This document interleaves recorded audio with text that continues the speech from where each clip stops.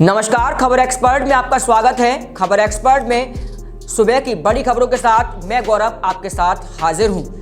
सबसे बड़ी खबर यह है कि 24 फरवरी का वो दिन जिसे आप कभी भी अपनी जिंदगी में नहीं भुला सकते, क्योंकि 24 फरवरी को प्रयागराज में जो हत्याकांड हुआ उसने सबको दहला दिया था। इस हत्याकांड में उमेश पाल की गोली मारकर हत्या कर दी गई। तो वहीं इस हत्याकांड में 2 पुलिस वाले भी मारे गए थे। इसके बाद इसका पूरा आरोप अतीक अहमद पर लगाया गया, क्योंकि उमेश पाल राजी हत्याकांड के न्यायिक प्रक्रिया में शामिल थे। इसके बाद अतीक अहमद की पत्नी ने भी कुछ गंभीर आरोप लगाए हैं। अतीक अहमद की पत्नी ने पुलिस पर गंभीर आरोप लगाए हैं। अतीक अहमद की पत्नी का कहना है कि पुलिस उनके दोनों बेटों को घर से उठा ले गई थी। उस हत्याकांड के बाद अतीक अहमद की पत्नी ने साफ तौर पे कहा कि पुलिस उनके घर पे आई और उनके दोनों बेटों को घर से उठा ले गई। इसके बाद सीजीएम कोर्ट से अतीक अहमद की पत्नी ने न्याय की गुहार भी लगाई है। सीजीएम कोर्ट ने पुलिस से इसके बाद जवाब मांगा है। पुलिस ने अभी अपना जवाब दे दिया है, लेकिन पुलिस ने जो जवाब दिया है उसके बाद पेच और फंसता हुआ दिखाई दे रहा है। पुलिस ने साफ तौर पे कहा है अपने जवाब में कि ना तो हमने अतीक अहमद के दोनों बेटों को उठाया है और ना ही उनसे कोई पूछताछ की है और ना ही उन्हें हिरासत में लिया है। ये जवाब पुलिस ने सीजीएम कोर्ट के सामने पेश कर दिया है। लेकिन सीजीएम कोर्ट के सामने जब ये जवाब आया और उन्होंने जब इसे पढ़ा तो सीजीएम कोर्ट इस जवाब से संतुष्ट नज़र नहीं आया। आज एक बार फिर इसी मामले में दोबारा सुनवाई हो सकती है। क्या दोबारा सुनवाई होने के बाद एक बार फिर पुलिस से दोबारा जवाब मांगा जाएगा? क्या होगा ये तो देखने वाली बात होगी, क्योंकि जिस तरीके से अतीक अहमद की पत्नी ने उमेश पाल हत्याकांड के बाद ये गंभीर आरोप पुलिस पे लगाए हैं। उन्होंने कहा है कि उनके दोनों बेटों को पुलिस उठा ले गई। उसके बाद पुलिस ने भी अपना जवाब सीजीएम कोर्ट के सामने रख दिया, लेकिन फिर भी सीजीएम कोर्ट उनके जवाब से संतुष्ट नज़र नहीं आया और दोबारा एक बार फिर यानी शुक्रवार यानी आज एक बार फिर सुनवाई होगी और उनसे जवाब क्या पुलिस से दोबारा मांगा जाएगा और पुलिस क्या जवाब देगी ये भी देखने वाली बात होगी। चलते हैं दूसरी बड़ी खबर की तरफ। दूसरी बड़ी खबर यह है कि हाथरस कांड को कोई नहीं भुला पाया होगा। हाथरस कांड जो हुआ शायद वो आज भी हमारे दिलो दिमाग पर बसा हुआ है। हाथरस कांड यानी 14 सितंबर 2022, इसे कोई नहीं भुला सकता। 14 सितंबर को जो 19 वर्ष की छात्रा के साथ या लड़की के साथ जो हुआ दुष्कर्म, उसे कोई नहीं भुला सकता। राजनीतिक गलियारों में इसकी चर्चाएं उस समय तेज थीं। सभी पार्टियां इस पर जवाब मांग रही थी उत्तर प्रदेश के मुख्यमंत्री से, लेकिन जो हुआ उसे कोई नहीं भुला सकता। यानी 14 सितंबर को एक 19 साल की छात्रा के साथ दुष्कर्म की वारदात को अंजाम दिया गया। उसके बाद उस छात्रा को या उस लड़की को दिल्ली के अस्पताल में भर्ती कराया गया। उसके बाद 29 सितंबर को उस लड़की ने आखिरी सांस ली, लेकिन उसके बाद भी ऐसा कुछ हुआ कि जिसने सबको दहला दिया। यानी पुलिस ने बिना पूछे रात को ही उस लड़की का अंतिम संस्कार भी कर दिया।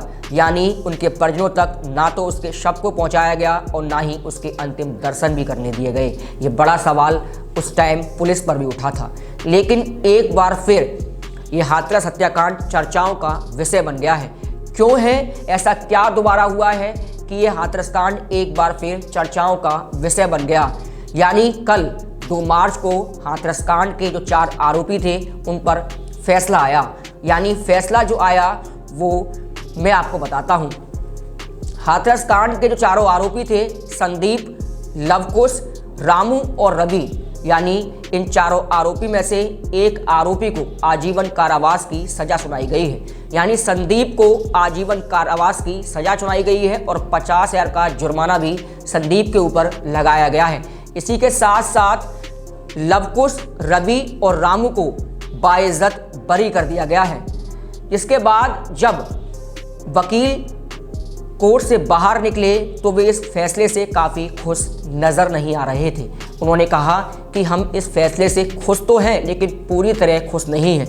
इसके बाद हम हाई कोर्ट में एक बार फिर इसकी पैरवी करेंगे और उसके बाद जो फैसला आएगा वो हम देखते हैं। यानी जिस तरीके से चारों आरोपी थे उनमें से एक आरोपी को सजा दी गई है और 3 आरोपियों को बाइज्जत बरी कर दिया गया है। एक आरोपी यानी संदीप को आजीवन कारावास की सजा सुनाई गई है और उस पर 50,000 रुपये का जुर्माना भी लगाया गया है। इसके साथ साथ लवकुश, रवि और रामू को बाइज्जत बरी कर दिया गया है कोर्ट के द्वारा। सीजेएम कोर्ट के द्वारा यह फैसला कल दिया गया है। तीसरी बड़ी खबर की तरफ चलता हूं। ये बहुत बड़ी खबर है, यानी 2024 में लोकसभा चुनाव होने हैं। उससे पहले 2023 में ही चुनावों की सरगर्मियां तेज हो चुकी हैं। 2023 में अभी चुनाव हुए जिसमें त्रिपुरा, नागालैंड और मेघालय में चुनाव हुए, जिसके कल नतीजे आए हैं। नतीजे जो आए हैं उसने सबको चौंका दिया है। यानी एक बार फिर बीजेपी ने वापसी की है और कांग्रेस का सुपड़ा साफ हो गया है। यानी त्रिपुरा और नागालैंड के अंदर बीजेपी ने बाजी मारी है, तो वहीं मेघालय में बीजेपी को हार का भी सामना करना पड़ा है।